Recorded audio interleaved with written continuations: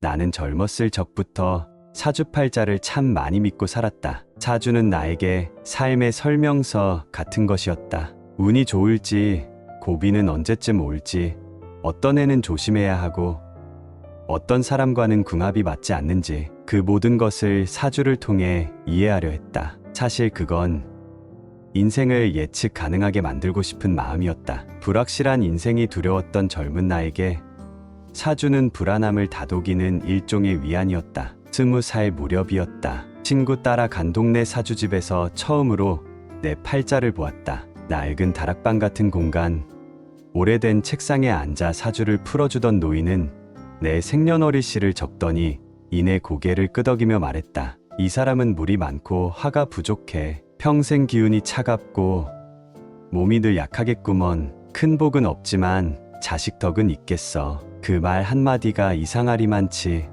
내 마음에 박혔다. 실제로 난 늘 몸이 차가웠다. 겨울이면 손끝이 시리고 따뜻한 물수건 없인 잠을 청할 수 없을 정도였다. 그 말이 너무 잘 맞으니 자연스레 믿음이 생겼다. 이후부터는 모든 일이 사주의 해석 안에서 설명되기 시작했다. 좋은 일이 생기면 역시 올해 운이 좋다고 했지라며 안도했고, 안 좋은 일이 닥치면 사주에서 분명 경고했지라며 체념했다. 고비를 넘기기보다는 받아들이는 쪽을 택했고, 도전보다는 주어진 삶을 유지하는 쪽으로 살았다. 어쩌면 사주는 나에게 삶을 이끌기보다는 조심스레 따라가게 만드는 나침반이었던 셈이다. 완전히 믿게 된 결정적인 계기는 40대 중반, 내가 하던 조그마한 사업이 무너졌을 때였다. 그 해를 앞두고 본 사주에서 재성 깨지는 해니 조심하라는 말을 들었다. 그리고 정말로 일이 안 풀렸다. 거래처는 줄고 빚은 늘고 결국은 폐업까지 이르게 되었다. 나는 놀랍도록 덤덤했다. 역시 사주가 맞았구나. 그렇게 생각했다. 상심은 있었지만 어떤 이상한 평온도 함께 찾아왔다. 어쩔 수 없는 해였으니까 라고 나를 다독였다. 하지만 지금 돌아보면 그건 현실 도피였다. 뭔가를 바꿔보려는 시도도 없이 무력하게 그저 흘러갔다. 내 아내는 그때를 두고 늘 이렇게 말했다. 당신은 그때 사주 핑계로 삶을 놓아버린 거야. 바꿀 수 있었던 것도 그냥 넘기고 말았어. 그 말이 처음엔 참 아팠다. 가족을 먹여 살리기 위해 얼마나 고생했는데, 밤새 트럭 몰고 쉴 틈 없이 뛰어다닌 나였는데. 하지만 시간이 지나며 그 말의 의미를 알게 되었다. 나는 사주에 갇혀 있었다. 스스로의 가능성을 내 사주의 틀 안에 가두고 살았던 것이다. 지금 생각하면 사주는 내게 위안이자 족쇄였다. 삶을 미리 이럴 것이다라고 정해두고 변화의 가능성을 닫아버리는 일. 마치 물 흐르듯 살아간다고는 했지만 정작 그 물길을 돌릴 생각은 하지 않았던 셈이다. 팔자대로 산다는 말은 어쩌면 삶에 대한 항복일지도 모른다. 나 자신을 들여다보지 않고 바깥에서 정해준 틀 안에 안주하는 것. 나는 그 틀에 너무 오래 머물러 있었다. 그리고 중요한 건 그런 믿음이 실제로 삶을 바꾸지 못했다는 것이다. 오히려 나를 움츠리게 만들었다. 무언가 잘 되지 않으면 기운이 약해서, 사주가 나빠서라며 원인을 외부에서 찾았고 내부에서 바꿔야 할 실천을 미뤘다. 그게 나를 더 무기력하게 만들었다. 기운이 약하다는 말을 핑계 삼아 나는 삶의 주도권을 내려놓았던 것이다. 하지만 지금이라도 깨달았기에 다행이다. 그 믿음은 나를 편하게 했지만 변화는 만들지 못했다. 사주를 믿되 그것에 얽매이지 않는 것. 그것이 이제 내가 지키려는 삶의 태도다. 풍수라는 단어를 처음 들었을 땐 솔직히 마음 한구석에서 피식 웃음이 났다. 그건 옛 어른들이나 믿는 거라 생각했다. 바람이 어디서 불고 물이 어디로 흐른다고 해서 사람의 운명이 바뀌나 싶었다. 나는 늘 그렇게 생각했다. 중요한 건 사람이지 땅이나 집이 아니라고. 자리가 사람을 만든다는 말도 그냥 격언쯤으로 여겼다. 그런데 그 생각이 조금씩 바뀐 건 아주 작은 일에서부터였다. 큰아들이 결혼을 하게 되면서 우리는 수십 년 살던 주택을 정리하고 아파트로 옮기게 됐다. 마당이 있는 집에서 살다가 벽 하나 사이로 이웃과 맞붙어 있는 집에 들어서니 낯설기도 했지만 무엇보다 느낌이 묘했다. 햇살이 잘 드는 남양의 고층 아파트. 구조도 나쁘지 않았고 새집이라 공기도 맑았다. 그런데 이상하게도 며칠이 지나지 않아 몸이 무거워졌다. 눈이 자주 피로하고 아내는 부엌만 들어가면 머리가 아프다고 했다. 나는 집에만 오면 자꾸 한숨이 나왔다. 처음엔 나이 탓이라 생각했다. 이사 스트레스일 수도 있다고 넘겼다. 하지만 그런 날이 몇 달을 넘기자 마음이 무거워졌다. 자주 부딪히던 말다툼도 늘었고 아침이면 일어나기조차 버거울 정도로 피곤이 누적되었다. 무언가 보이지 않는 벽이 집 안에 깔려있는 느낌. 나는 그걸 공기라 부르기엔 뭔가 더 깊은 것이 있다고 느꼈다. 어느 날 아내의 먼 친척 어르신이 집에 찾아왔다. 예전에 풍수 쪽을 오래 공부했다던 분이었다. 조용히 집안을 둘러본 그분이 한마디 하셨다. 이 집은 물의 기운이 너무 강해요. 부엌과 화장실이 정면으로 마주보고 있네요. 그게 계속 충돌을 일으킵니다. 순간 머리가 멍해졌다. 그런 구조적 문제가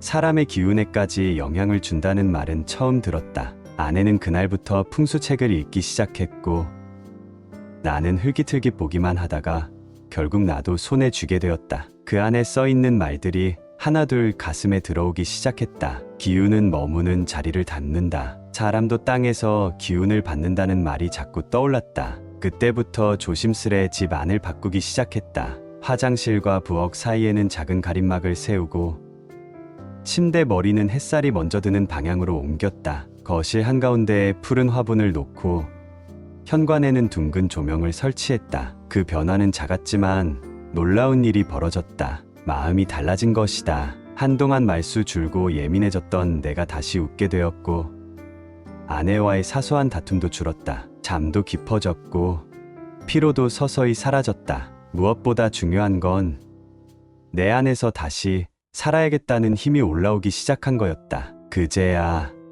나는 깨달았다. 풍수는 미신이 아니라 배려라는 걸. 내가 있는 공간이 나에게 어떤 영향을 주는지 그걸 알게 되는 것만으로도 삶의 질이 이렇게 바뀔 수 있다는 걸 처음 느꼈다. 집이라는 건 단순한 건축물이 아니었다. 내 삶이 깃드는 곳이고 내 기운이 자라는 자리였다. 사주는 타고난 틀이라 바꿀 수 없지만 풍수는 내가 바꿀 수 있는 현실이었다. 사주가 부족한 기운을 지녔다면 풍수는 그 기운을 보완할 수 있는 땅과 방향을 알려주는 길잡이였다. 그리고 그걸 바꾼 이후 나는 삶에 대해 조금씩 책임을 다시 지게 되었다. 더 이상 팔자만을 탓하지 않고 지금 내가 있는 자리 그리고 그 자리에서 내가 무엇을 할 수 있을지를 먼저 생각하게 되었다. 이제 와서 돌아보면 나는 참 오랫동안 타고난 것에만 의지하며 살았다. 팔자가 그러니까, 몸이 그러니까, 성격이 그러니까 그런 이유로 많은 도전도 미루고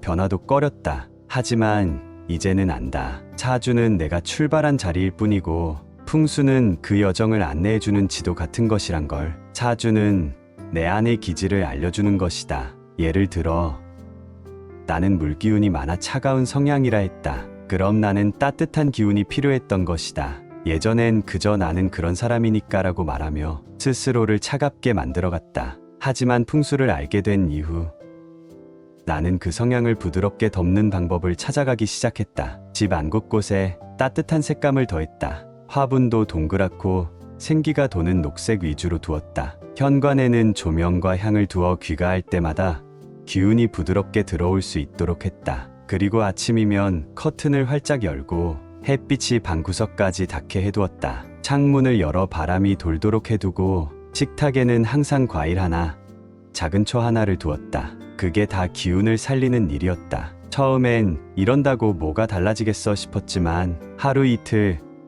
몇 달을 그렇게 지내니 정말 신기하게도 집안 분위기부터 내 마음 상태까지 달라졌다. 기운이라는 게 별거 아니다. 사람 사이의 눈빛 하나, 말투 하나, 그리고 공간의 향기, 공기의 흐름이 바로 그 기운이었다. 사주는 나를 이해하게 해줬고 풍수는 나를 보듬게 해줬다. 요즘은 자식들에게도 그렇게 말한다. 너희는 사주에만 너무 매이지 말아라. 내가 앉은 자리, 자는 방향, 그리고 일어나는 시간도 너희 운명이다. 그러면 아들놈이 말한다. 아버지, 요즘 좀 시인이 다 되셨네. 나는 그 말에 그저 웃는다. 살아보니 그게 다 진짜더라고.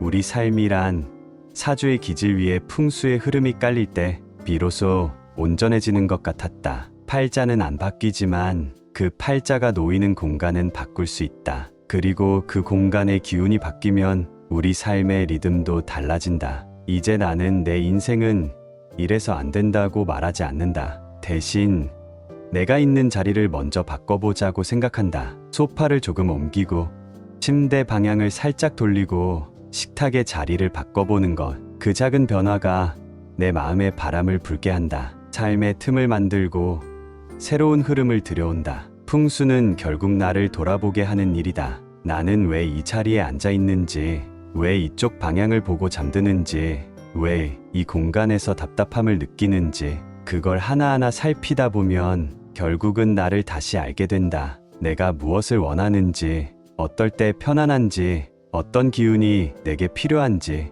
나는 이제야 알게 되었다. 삶은 주어진 것이 아니라 채워가는 것이다. 그리고 그 채움에는 사주라는 나의 틀도 필요하고 풍수라는 공간의 흐름도 필요하다. 이 두 가지가 어우러질 때 비로소 사람은 안정을 찾는다. 나는 이제 그 안정을 찾아가는 길 위에 있다. 늦지 않았다. 이제부터라도 내 삶의 자리를 다시 살펴보고 그 흐름을 가꾸어 나간다면 지금보다 훨씬 따뜻한 하루를 보낼 수 있을 것이라 믿는다.